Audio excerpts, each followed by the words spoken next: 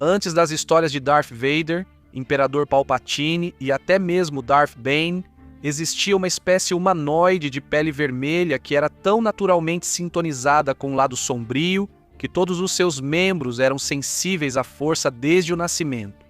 Essa espécie era conhecida como os Sith, e eles deram aos maiores vilões da galáxia seu nome, seus poderes e até mesmo sua própria profecia de um escolhido.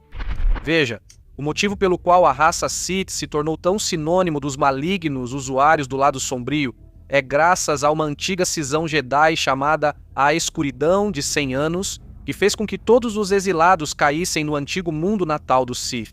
Por que exilados? Bem, para simplificar, alguns Jedi achavam que poderiam ter uma melhor compreensão da força se estudassem todo o seu espectro, incluindo o lado sombrio. O restante dos Jedi não concordava muito com essa ideia. Então eles travaram uma guerra que durou um século inteiro e terminou com os chamados Jedi Sômbrios sendo exilados. Após esse conflito, os exilados navegaram por uma nebulosa densa conhecida como Caldeira Estígia, que só podia ser atravessada com o domínio da força. E por esse motivo, navegadores comuns nunca encontrariam rotas verdadeiras para o espaço Sith. E o que eles encontraram nessa região do espaço mudou o curso da história para sempre. Agora, como podemos descrever essas pessoas de aparência tão hedionda? Bem, apesar de terem forma humanoide, eles tinham uma pele resistente que podia variar do vermelho carmesim ao preto obsidiana. Eles eram adornados com mãos e pés com garras, e 2 tentáculos grossos e carnudos pendendo das bochechas ou mandíbulas, com outros tentáculos saindo das têmporas. Felizmente ou infelizmente, dependendo do seu ponto de vista, os Sith eram geneticamente semelhantes o suficiente aos seus conquistadores para que o cruzamento fosse possível e até incentivado. Os Sith de sangue puro em si são fortes na força, mas estavam enraizados na natureza primitiva de sua cultura, o que tornava impossível para eles desafiar seus senhores Jedi das Trevas. Como resultado, seus conquistadores fizeram bem em manter as coisas assim, aproveitando cada aspecto da sociedade deles, incluindo seu sistema de castas inabalável. Os Sith de sangue puro eram tão movidos pela fome e pela raiva que isso corrompia sua própria existência com o lado sombrio da força, tornando todos eles sensíveis à força em algum grau. Agora, muita gente simplesmente assume que Korriban é o único mundo importante para os Sith, mas isso, na verdade, está completamente errado. Sem que muitos soubessem, a Caldeira Estígia continha vários planetas do vasto império deles, incluindo Cardelba, Relg, Kryze e Zayost. Zayost foi o mundo-trono dos sangue puro Sith, desde a pré-história, e o primeiro local onde surgiram usuários do sabre de luz do lado sombrio. Os Jedi Negros buscaram solidificar seu reinado, erguendo seus próprios palácios para governar como os recém-nomeados Lords Sith. Eles foram tão ousados que a cidadela de Zayost de Ajuntapal foi construída acima do palácio do rei anterior. Os sangue puro Sith respeitavam o poder acima de tudo, e os Jedi Negros tinham isso de sobra. Mas não era só Ajuntapal, Sori Sin e a dúzia de outros exilados que eram os únicos sensíveis à força do Império Sith. Os líderes dos Jedi Negros acabaram formando um conselho Sith, com Ajuntapal assumindo o título de Lorde Sombrio, ou Genari, na língua Sith. A partir daí, os outros Jedi Negros detinham o maior poder na cultura Sith, mas estavam sempre conspirando uns contra os outros, tentando minar o domínio de seus mestres. Os Jedi Negros eram servidos pela classe sacerdotal dos Sith, conhecida como Kesai.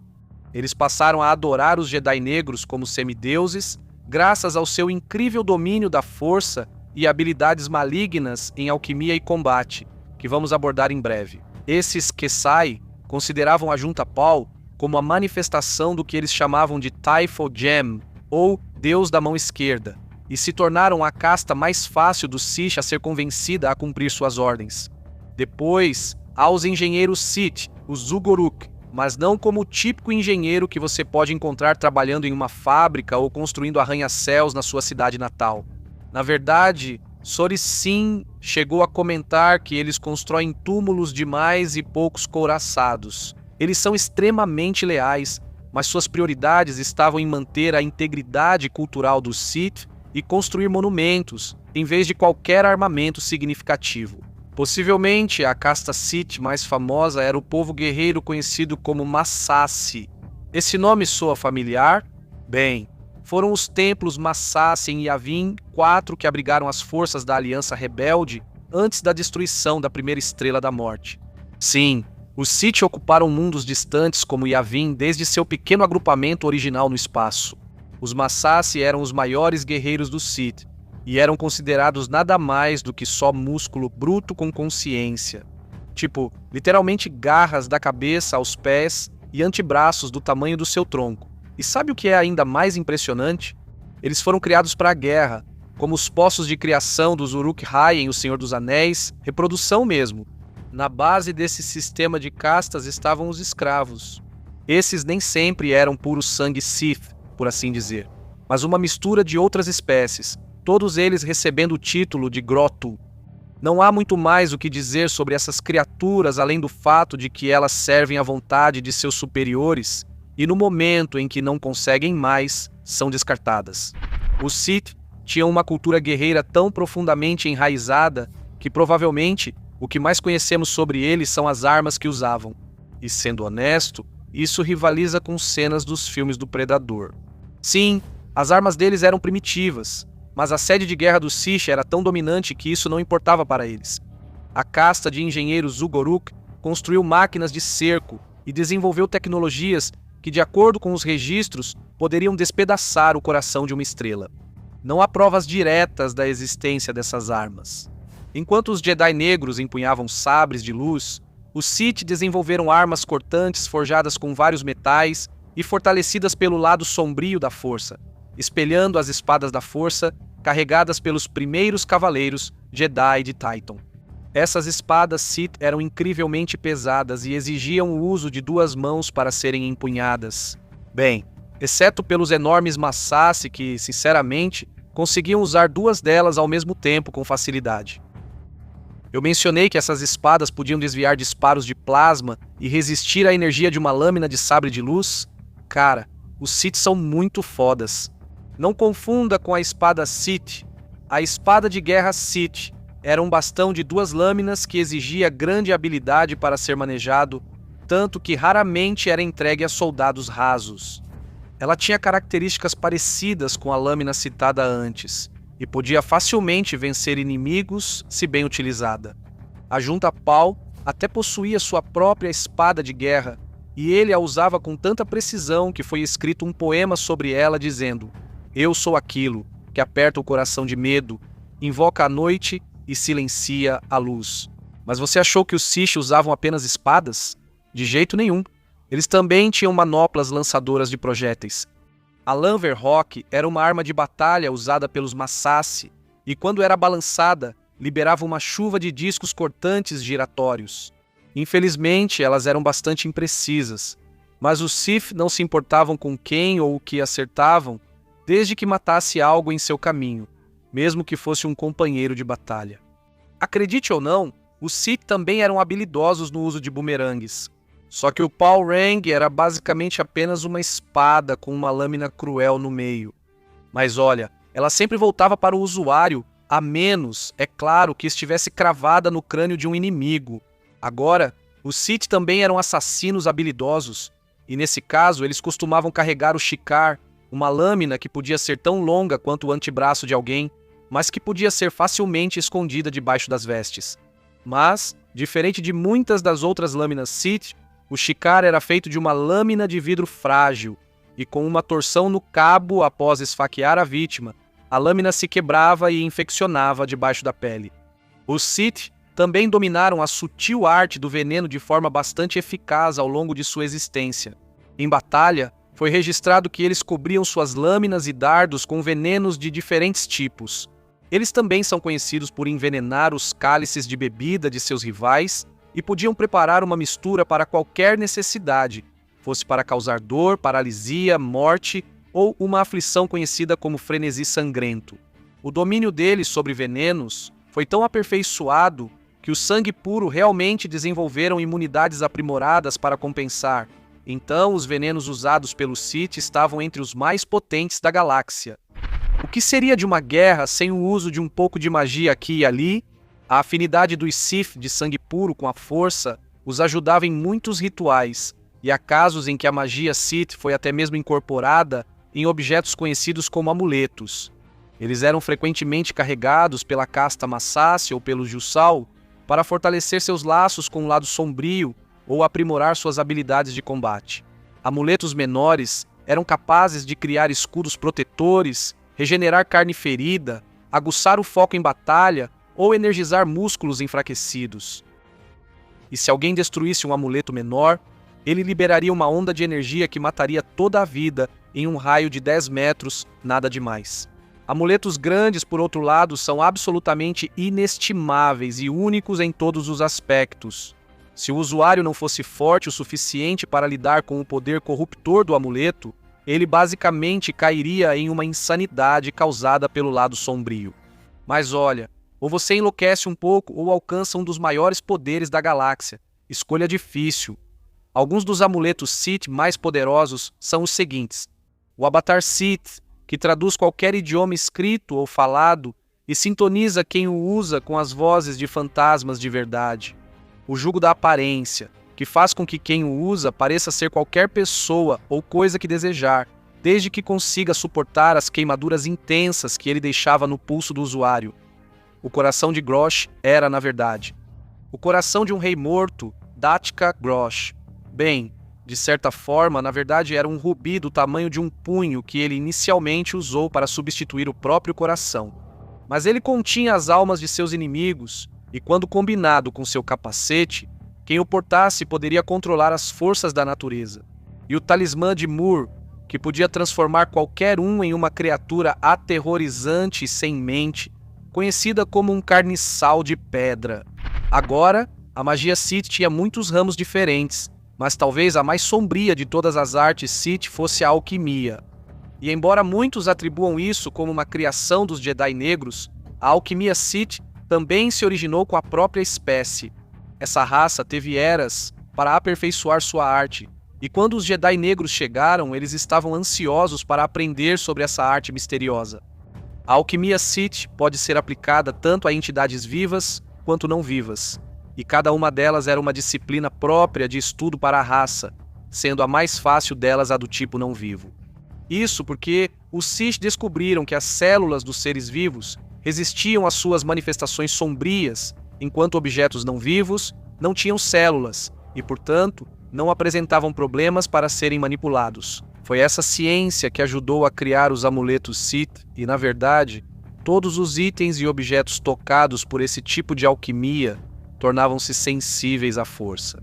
A alquimia voltada para seres vivos era adequada apenas para mestres absolutos entre os Sith, pois havia a chance de a própria energia da força do sujeito distorcer e moldar o hospedeiro. A alquimia Sith possuía até mesmo vários encantamentos que podiam ser pronunciados para conjurar diferentes objetos ou até mesmo perturbar o corpo físico de um oponente.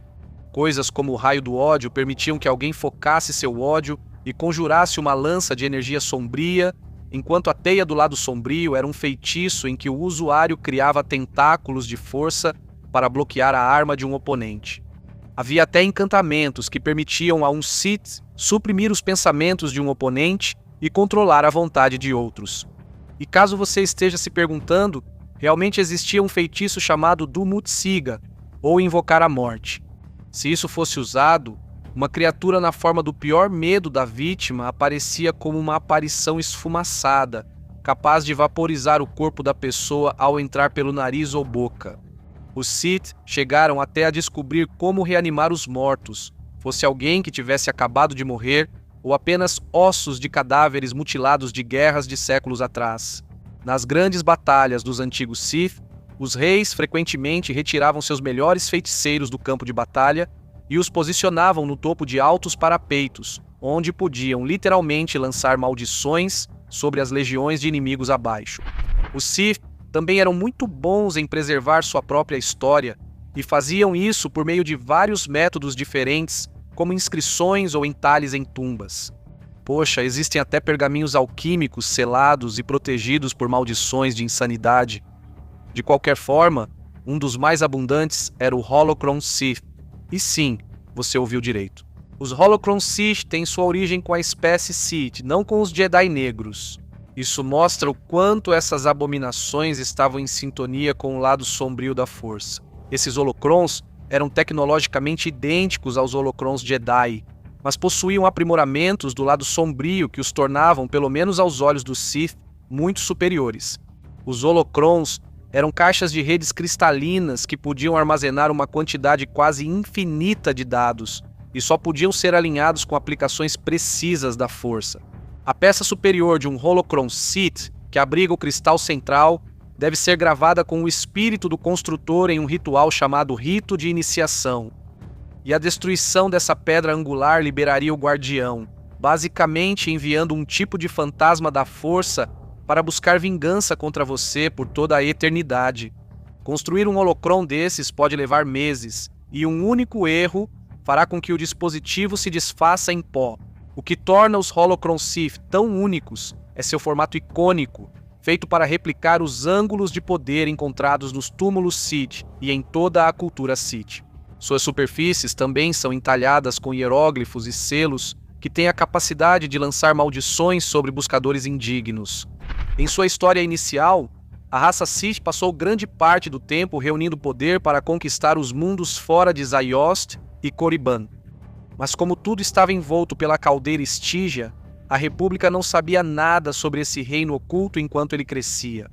Durante o reinado de um indivíduo chamado Rei Hadas, os Sith fizeram contato com a antiga espécie conhecida como Hakata, provando aos Sith que eles não estavam sozinhos no universo. Então, o que eles fizeram em resposta?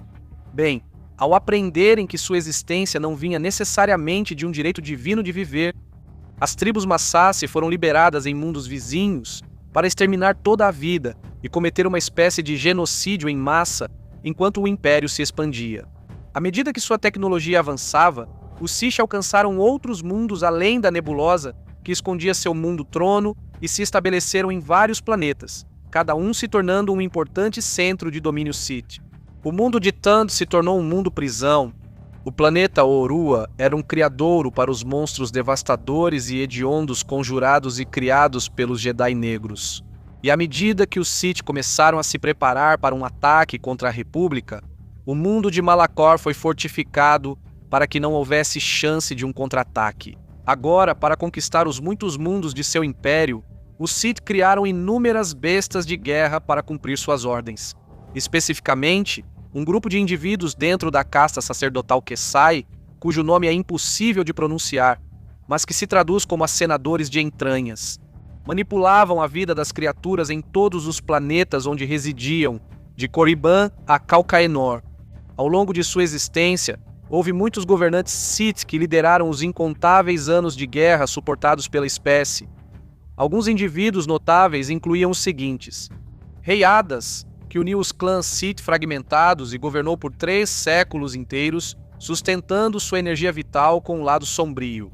Darth Kraush, que foi um rei brutal e tirânico, sendo um mestre absoluto em combinar combate direto com feitiçaria Sith para derrotar seus inimigos. Hakagran Kagraush, que foi o último rei do Sith e o último sangue puro Sith a governar o grupo antes de ser decapitado por Naga Sadoth. Marka Ragnus, que era um híbrido humano Sith que levou os Sith a uma era de ouro através de um governo incontestável e domínio da magia negra. Naga Sadoth, que também era um híbrido humano Sith e mestre alquimista do Império Sith. Ele se tornou o Lorde Sombrio do Sith e liderou a grande guerra do hiperespaço contra a República Galáctica após o reinado de Ajunta Pal. Os Jedi tinham mitos sobre os deuses de mortes e a profecia de um escolhido que viria para destruir o lado sombrio da força, trazendo equilíbrio. Mas até mesmo os Sith tinham suas próprias versões dessas histórias. Desde a época do Rei Hadas, eles acreditavam na vinda de sua própria versão do escolhido, o Sitarai. Para a espécie, o Sitarai era um deus, com a profecia de sua existência sendo transmitida exclusivamente por tradição oral, considerada sagrada demais para ser inscrita em qualquer pergaminho ou armazenada em um holocron. Mas sua essência é a seguinte: o Sitarai estará livre de limites. O Sitarai liderará os Sith e os destruirá. O Sitarai ressuscitará os Sith e os tornará mais fortes do que antes. Mesmo com o desaparecimento do sangue puro Sith, as lendas sobre o Sitarai continuaram, com alguns debatendo que Darth Bane era o Sitarai, graças às suas ações ao aniquilar a antiga Ordem Sith e estabelecer a regra de 2. Palpatine até acreditava ser o Sitarai porque se sentia livre de restrições e próximo de um poder ilimitado. Mas infelizmente a antiga espécie dos Sith não existe mais. Todas as práticas de endogamia estabelecidas pelos Jedi Sômbrios fizeram com que o sangue puro Sith fossem extintos por volta do ano 1000 ABIs, perto do fim das novas guerras Sith. Mas há alguma outra espécie de Star Wars sobre a qual você queira saber mais? Você tem mais alguma pergunta sobre o Sith? Conte pra gente nos comentários.